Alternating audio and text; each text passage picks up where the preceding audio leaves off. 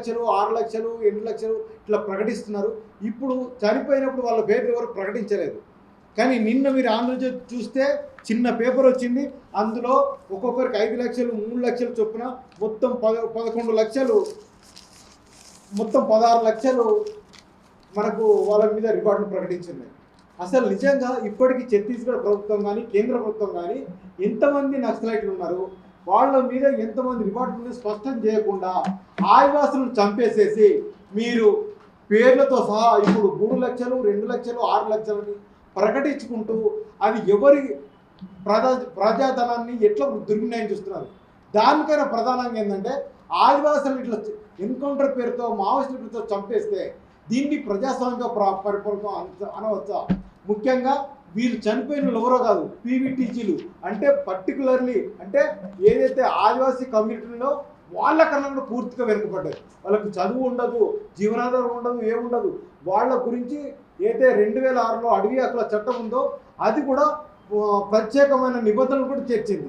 PVTG అంటే అది ఆదివాసుల్లోనే చాలా ప్రత్యేకంగా చాలా సెన్సిటివ్. వాళ్ళకి ఏముండదు, విద్య ఉండదు, వైద్యం ఉండదు, జీవనాధారం ఉండదు. వాళ్ళందరినీ పీవీటీజీ కోవాలని ఇస్తారు. దానికి ప్రత్యేకించి కూడా చట్టాలు ఉంటాయి. ఆ ప్రజల్ని ఇప్పుడు చంపుతున్నారు. ఇది రెండవసారి. మొదటిసారి ఏప్రిల్ 3, 2024లో చంపారు. ఇప్పుడు మళ్ళీ జనవరి 1 నాడు కూడా చంపారు.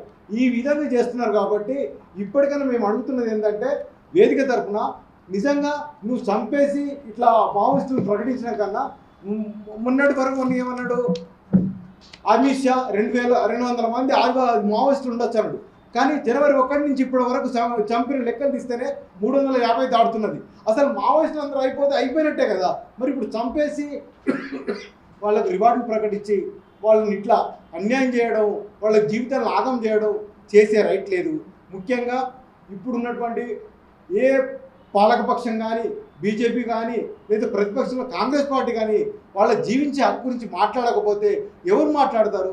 ముఖ్యంగా ఇక్కడ రేవంత్ రెడ్డి కాంగ్రెస్ ప్రభుత్వం అయినా సరే, ప్రతిపక్షంలో రాహుల్ గాంధీ అయినా సరే ఆదివాసుల పట్ల మాట్లాడాల్సిందని చెప్పి వేదిక తరఫున పౌరకుల సంఘం తరఫున కూడా నేను డిమాండ్ చేస్తున్నాం.